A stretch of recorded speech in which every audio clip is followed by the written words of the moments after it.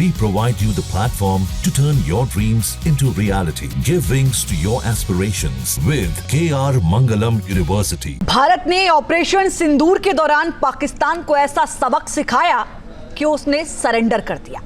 PM Modi की कूटनीति और युद्ध नीति की वजह से पाकिस्तान संघर्ष विराम की गुहार लगाने लगा और आखिरकार अमेरिका की मध्यस्थता के बाद भारत पाकिस्तान के बीच संघर्ष विराम का ऐलान हुआ। आइए हम आपको दिखाते हैं कि कैसे ऑपरेशन सिंदूर से भारत का मकसद पूरा हुआ और पाकिस्तान पस्त हुआ।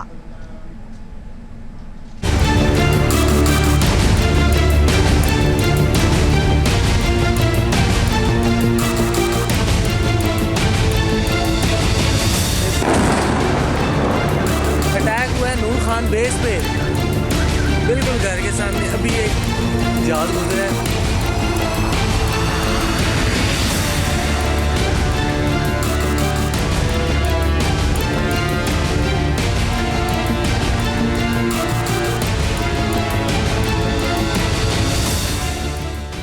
पीएम मोदी की कूटनीति के आगे पाकिस्तान का सरेंडर।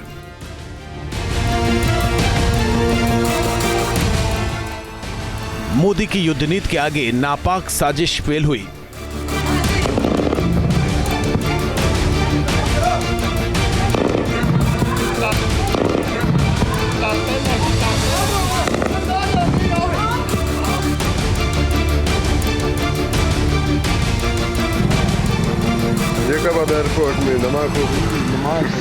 भारत ने दी ऐसी चोट कि पाकिस्तान घुटनों पर आया।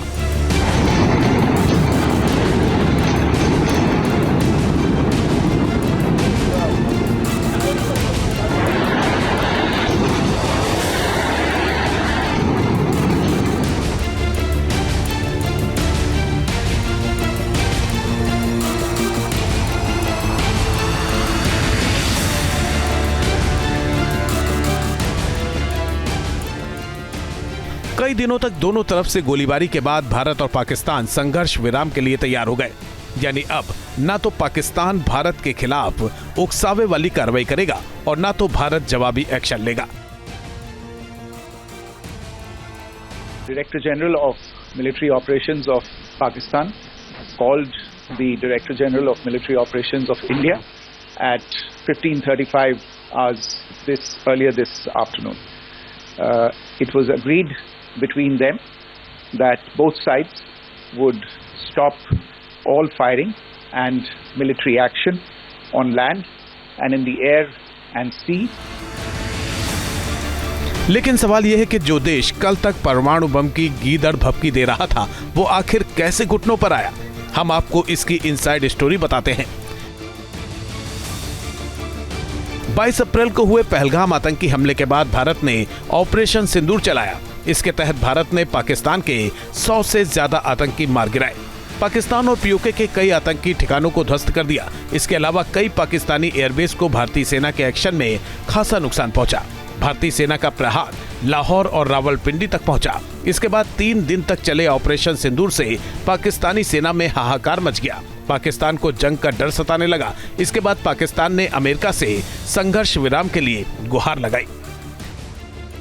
तनाव बढ़ता देख अमेरिका ने भारत और पाकिस्तान के बीच मध्यस्थता करके पीएम मोदी को सीज फायर के लिए मना लिया। ट्रंप ने अमेरिकी विदेश मंत्री मार्को रूबियो को पीएम मोदी से बात करने को कहा। रूबियो ने विदेश मंत्री एस जयशंकर और राष्ट्रीय सुरक्षा सलाहकार अजीत डोभाल से भी बात की। दूसरी तरफ अमेरिकी विदेश मंत्री ने शहबाज शरीफ और असीम मुनीर से भी बात की, जिसके बाद तत्काल संघर्ष विराम और न्यूट्रल वेन्यू पर बातचीत के लिए सहमति बनी। संघर्ष विराम के लिए रूबियो 48 घंटे तक दोनों देशों के शीर्ष नेतृत्व के संपर्क में रहे। There's an understanding that has been reached to stop all military activities at sea, on the air and on the land, and the Indian Navy, Indian Army and the Indian Air Force have been instructed to adhere to this understanding. Trump ने truth social पर एक post करके संघर्ष विराम के बारे में ऐलान किया। उन्होंने लिखा, रात में यूएस की मध्यस्थता में चली लंबी बातचीत के बाद मुझे बताते हुए खुशी हो रही है कि भारत और पाकिस्तान तुरंत और पूरी तरह हमले रोकने के लिए तैयार हो गए हैं। मैं दोनों देशों को कॉमन सेंस, समझदारी से भरा फैसला लेने के लिए बधाई देता हूं।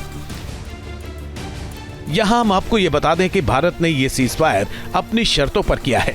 केंद्र सरकार ने कहा है कि भविष्य में कोई भी आतंकी वारदात होने पर उसे देश के खिलाफ युद्ध की कार्रवाई माना जाएगा। विदेश मंत्री एस जयशंकर ने भी कहा है कि भारत ने आतंकवाद के खिलाफ लगातार दृढ़ और अडिग रुख बनाए रखा है और वो ऐसा करना जारी रखेगा। सेना की ओर से भी ऐलान कर दिया गया है कि अगर पाकिस्तान ने भविष्य में फिर से कोई हिमाकत की तो मुंहतोड़ जवाब दिया जाएगा। The Indian Army, the Indian Navy, and the Indian Air Force, we remain fully prepared and ever vigilant and committed to defending the sovereignty and integrity of the motherland. Ceasefire से पहले भारत ने पाकिस्तान को चौतरफा झटका दिया है। भारत दुनिया को ये बताने में सफल रहा कि पाकिस्तान आतंकवाद का गढ़ है। दूसरा, सैन्य कार्रवाई कर भारत ने बता दिया कि पाकिस्तानी सेना में कितना दम है। तीसरा, सीज़फायर के बाद भी सिंधु जल संधि स्थगित ही रहेगी और पाकिस्तान के लिए बड़ा झटका है। अब यहाँ ये सवाल उठता है कि आखिर ट्रंप ने पीएम मोदी को संघर्ष विराम के लिए कैसे बना लिया। माना जाता है कि ट्रंप और मोदी अच्छे मित्र हैं। दरअसल ट्रंप इस बात के लिए काफी दिनों से प्रयास कर रहे थे कि उन्हें दुनिया शांति दूत के तौर पर देखे। इसके लिए उन्होंने यूएस यूक्रेन जंग और हमास इजरायल जंग के दौरान भी कोशिशें की थी, लेकिन ट्रंप दोनों ही जंग नहीं रुकवा पाए। अब जबकि उन्होंने भारत और पाकिस्तान के बीच संघर्ष विराम करा दिया है तो उनका मिशन सफल हो गया है। दुनिया उनके नेतृत्व का लोहा मानेगी।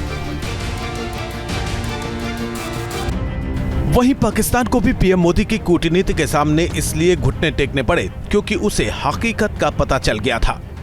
भारतीय सेना ने दिखा दिया कि वो पाकिस्तानी सेना के मुकाबले ज्यादा ताकतवर है। भारत पाकिस्तान के बीच जंग का इतिहास भी भारत के पक्ष में रहा है। पाकिस्तान कर्ज के जाल में फंसा, अगर युद्ध में कूदता तो उसकी अर्थव्यवस्था चौपट हो जाती। पाकिस्तान पर तनाव कम करने के लिए अमेरिका, सऊदी अरब और यूके समेत कई देशों का दबाव था। इसके अलावा पाकिस्तान के सबसे बड़े समर्थक देश चीन ने भी भारत के हक में बात की थी। यही वजह रही कि पाकिस्तान ने भारत के सामने सरेंडर कर दिया। जहां तक बात भारत के सीज़फायर के लिए तैयार होने की है तो भारत को जो मैसेज देना था वो उसमें सफल रहा। भारत आतंकवादियों और आतंक के आकाओं को सबक सिखाना चाहता था, वो उसने कर दिया। इसके साथ ही भारत ने पाकिस्तान को ये बता दिया कि आतंकवाद के खिलाफ हमेशा बिना किसी समझौते के रुख सख्त रखा है और आगे भी रखेगा। T news nation.